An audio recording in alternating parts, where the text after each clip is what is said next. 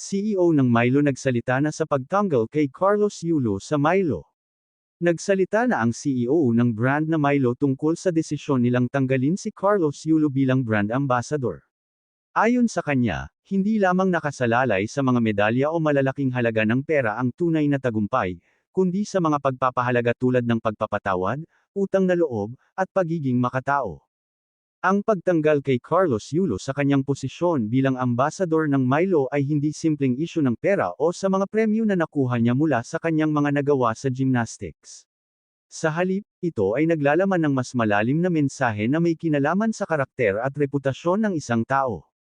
Ang Milo, na kilalang brand ng inumin na kadalasang kinokonsumo ng mga tao tuwing umaga, ay opisyal nang hindi nag-renew ng kontrata kay Carlos Yulo, ang 2 beses na gold medalist sa Olympics sa larangan ng gymnastics.